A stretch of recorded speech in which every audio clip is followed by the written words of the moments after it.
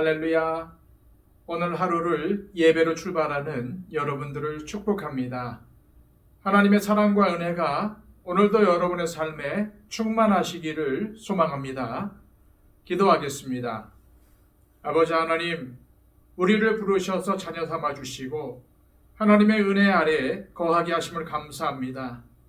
오늘도 무릎 꿇어 주님을 예비하오니 우리가 예비하는 이 자리에 주님 강림하여 주시옵소서. 오셔서 우리의 삶을 인도하여 주시고 오늘도 믿음으로 하나님 말씀에 순종하고자 하는 마음과 결단을 더하여 주시옵소서.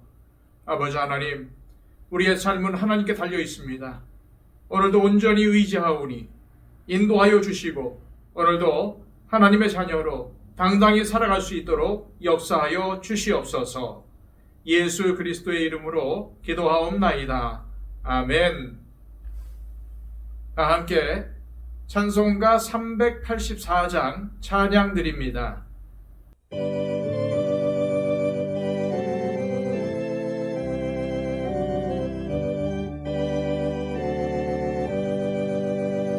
나의 갈 길 다가도록 예수 인도하시니 내 주 안에 있는 긍휼 어찌 의심하리요. 믿음으로 사는 자는 하늘 위로 받겠네. 무슨 일을 만나든지 만사 형통하리라. 무슨 일을 만나든지 만사 형통하리라. 나의 갈 길 다가도록 예수 인도하시니 어려운 일 당한 때도 족한 은혜 주시네. 나는 심히 고단하고 영혼 매우 가라나. 나의 앞에 반석에서 샘물 나게 하시네. 나의 앞에 반석에서 샘물 나게 하시네. 나의 갈 길 다가도록 예수 인도하시니 그의 사랑 어찌 큰지 말로 할 수 없도다.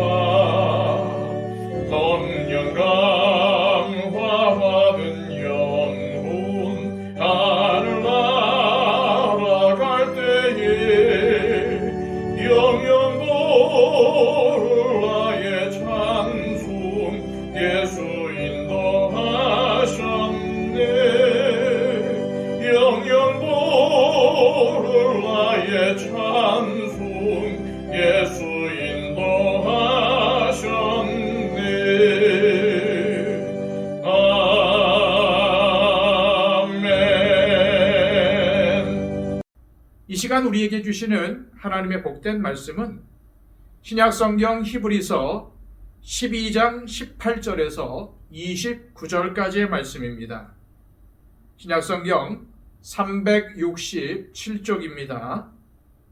너희는 만질 수 있고 불이 붙는 산과 침침함과 흑암과 폭풍과 나팔소리와 말하는 소리가 있는 곳에 이른 것이 아니라 그 소리를 듣는 자들은 더 말씀하지 아니하시기를 구하였으니 이는 짐승이라도 그 산에 들어가면 돌로 침을 당하리라 하신 명령을 그들이 견디지 못함이라. 그 보이는 바가 이렇듯 무섭기로 모세도 이르되 내가 심히 두렵고 떨린다 하였느니라. 그러나 너희가 이른 곳은 시온산과 살아계신 하나님의 도성인 하늘의 예루살렘과 천만 천사와 하늘에 기록된 장자들의 모임과 교회와 만민의 심판자이신 하나님과 및 온전하게 된 의인의 영들과 새 언약의 중보자이신 예수와 및 아벨의 피보다 더 나은 것을 말하는 뿌린 피니라. 너희는 삼가 말씀하신 일을 거역하지 말라. 땅에서 경고하신 일을 거역한 그들이 피하지 못하였거든. 하물며 하늘로부터 경고하신 일을 배반하는 우리일까 보냐. 그때에는 그 소리가 땅을 진동하였거니와 이제는 약속하여 이르시되 내가 또 한 번 땅만 아니라 하늘도 진동하리라 하셨느니라.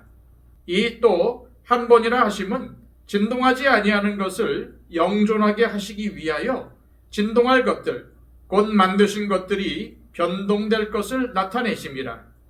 그러므로 우리가 흔들리지 않는 나라를 받았은즉 은혜를 받자.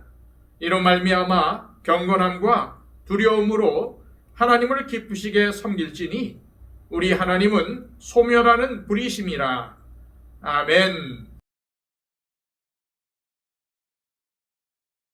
오늘 본문을 통해서 히브리서 기록자가 강조하는 것은 우리가 받은 천국이 흔들리지 않는 나라라는 사실입니다. 흔들리지 않는다는 말의 의미는 확고하다, 견고하다라는 뜻입니다. 하나님은 세상 마지막 때에 이 세상을 흔드실 것입니다. 불완전하고 한시적인 이 세상은 하나님께서 흔드실 때 사라져 버릴 것이지만 하나님 나라는 흔들리지 않고 영존할 것입니다. 18절, 19절입니다. 너희는 만질 수 있고 불이 붙는 산과 침침함과 흑암과 폭풍과 나팔 소리와 말하는 소리가 있는 곳에 이른 것이 아니라 그 소리를 듣는 자들은 더 말씀하지 아니하시기를 구하였으니. 히브리서 기록자는 여기서 이스라엘 백성들이 시내산에서 율법을 받을 때를 언급하면서 흔들리는 나라의 특징에 대해 밝히고 있습니다. 흔들리는 나라는 만질 수 있고 불이 붙는 산과 침침함과 흑암과 폭풍과 나팔 소리와 말하는 소리가 있는 곳이라는 사실입니다. 이때 이스라엘 백성들은 하나님께서 말씀하시는 것을 두려워했습니다. 왜 그렇습니까? 20절, 21절입니다. 이는 짐승이라도 그 산에 들어가면 돌로 침을 당하리라 하신 명령을 그들이 견디지 못함이라. 그 보이는 바가 이렇듯 무섭기로 모세도 이르되 내가 심히 두렵고 떨린다 하였느니라. 한마디로 하나님을 보면 사람은 물론 짐승이라도 죽임을 당하기 때문에 모세조차도 그것을 두려워했다는 것입니다. 두려움과 죽음, 이것이 바로 흔들리는 나라의 특징입니다. 그리고 흔들리는 나라는 구약시대를 말합니다. 하지만 히브리서 기록자가 강조하는 것은 너희, 즉 히브리서의 수신자들인 유대 그리스도인들, 그리고 지금의 그리스도인들이 이른 곳은 흔들리는 나라가 아니라는 말입니다. 다시 말해서 너희는 구약시대에 살고 있지 않다는 말입니다. 그럼 유대 그리스도인들을 포함한 모든 그리스도인들이 이른 곳은 어디입니까? 22절에서 24절까지의 말씀입니다. 그러나 너희가 이른 곳은 시온산과 살아계신 하나님의 도성인 하늘의 예루살렘과 천만 천사와 하늘에 기록된 장자들의 모임과 교회와 만민의 심판자이신 하나님과 및 온전하게 된 의인의 영들과 새 언약의 중보자이신 예수와 및 아벨의 피보다 더 나은 것을 말하는 뿌린 피니라. 여기서 말하는 시온산은 앞에 신의 산과 대비되는 영원한 천국을 지칭하는 것입니다. 또한 살아계신 하나님의 도성인 하늘의 예루살렘은 우리 그리스도인들이 믿음으로 받을 천국을 의미하는 것입니다. 그리고 하늘에 기록한 장자들의 모임과 교회는 두려워 떨던 구약의 이스라엘 백성들과는 대조가 되는 기쁨과 즐거움이 가득 찬 신약의 교회를 말하는 것입니다. 지금 이 편지를 받아 읽고 있는 유대 그리스도인들을 포함해서 말입니다. 또한 온전하게 된 의인들의 영은 주님께서 재림하시기 전에 죽은 모든 믿는 자들을 의미합니다. 그리고 결정적으로 아벨의 피보다 더 나은 것을 말하는 뿌린 피는 예수 그리스도의 보혈을 의미합니다. 히브리서 기록자가 이러한 열거들을 통해서 무엇을 말하고 싶은 것일까요? 지금 이 편지를 받은 유대 그리스도인들은 자꾸 흔들리는 나라로 돌아가려는 어리석음을 범하고 있다는 것입니다. 믿음에서 흘러 떠내려가고 있다는 말입니다. 그런 상태에 있는 유대 그리스도인들에게 너희가 이른 곳은 흔들리는 나라가 아니라 흔들리지 않는 나라, 예수 그리스도의 보혈로 하나님 나라의 백성이 되었다는 것을 기억하라는 것입니다. 28절입니다. 그러므로 우리가 흔들리지 않는 나라를 받았은즉 은혜를 받자. 이로 말미암아 경건함과 두려움으로 하나님을 기쁘시게 섬길지니 또는 감사하자. 우리는 잊지 말아야 합니다. 무엇을요? 우리가 받은 나라는 흔들리지 않는 나라라는 사실 말입니다. 그렇다면 흔들리지 않는 나라의 백성으로 살기 위해서 우리는 어떻게 해야 할까요? 25절에서 27절의 말씀입니다. 너희는 삼가 말씀하신 일을 거역하지 말라. 땅에서 경고하신 일을 거역한 그들이 피하지 못하였거든 하물며 하늘로부터 경고하신 일을 배반하는 우리일까 보냐. 그때에는 그 소리가 땅을 진동하였거니와 이제는 약속하여 이르시되 내가 또 한 번 땅만 아니라 하늘도 진동하리라 하셨느니라. 이 또 한 번이라 하심은 진동하지 아니하는 것을 영존하게 하기 위하여 진동할 것들, 곧 만드신 것들이 변동될 것을 나타내심이라. 우리가 흔들리지 않는 나라의 백성으로 살려면 우리에게 말씀하시는 하나님과 예수 그리스도를 거역해서는 안 됩니다.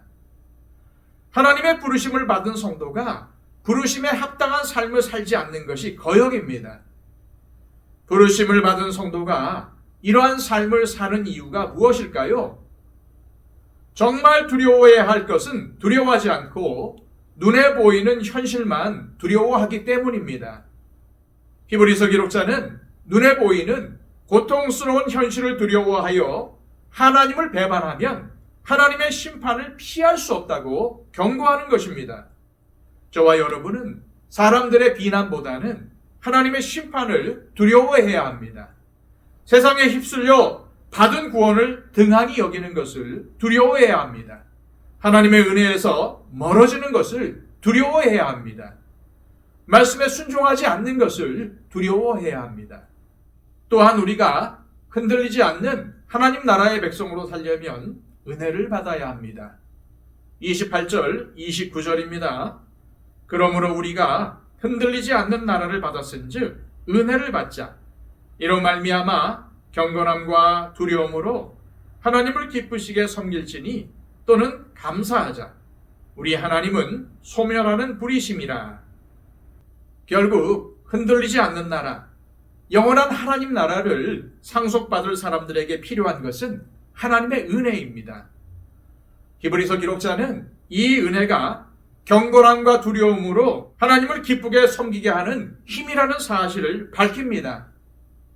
경건함과 두려움으로 하나님을 기쁘게 섬길 수 있게 하는 성도의 에너지가 바로 은혜라는 것입니다.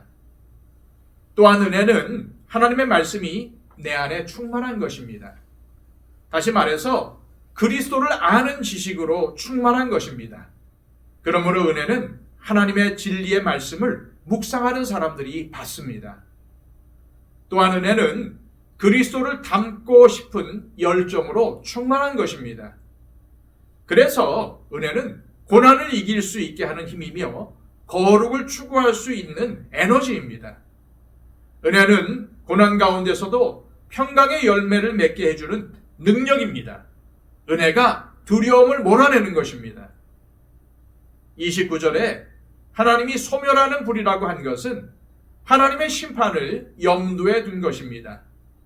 히브리서 기록자가 은혜를 이야기한 뒤 곧바로 하나님의 심판을 이야기한 것은 은혜를 받지 못하면 결국 하나님의 심판을 받을 수밖에 없음을 경고하기 위해서입니다. 우리 성도들은 은혜를 받아야 합니다. 은혜는 주님을 향해서 마음이 열린 사람이 받을 수 있습니다. 믿음과 은혜는 함께 가는 것입니다. 은혜 없이 믿음이 자랄 수 없으며 믿음이 없으면 은혜를 받을 수가 없습니다. 그래서 앞에 나온 믿음의 선진들은 예배가 중요함을 알았고 스스로 말씀을 읽고 묵상했습니다. 전심으로 기도했습니다. 이 시간 기도하실 때 하나님 아버지, 은혜를 받자는 히브리서 기록자의 외침을 기억하게 하옵소서. 은혜를 받지 못하거나 은혜가 식어진 성도는 세상 사람보다 더 악할 수 있으며 하나님의 심판을 피할 수 없다는 사실을 기억하며 살게 하옵소서. 우리 안에 내주하시며 우리에게 말씀하시는 하나님을 거역하지 않게 하시고 하나님의 말씀에 충만한 은혜로운 삶을 살아가게 하옵소서. 기도하시기를 바랍니다. 111 기도를 통해서 우리의 중보가 필요한 많은 사람들을 위해서 기도해 주시고 이 나라 이 민족 또한 세상의 모든 고통받는 사람들을 위해서 기도해 주시기를 바랍니다. 다 함께 기도하겠습니다.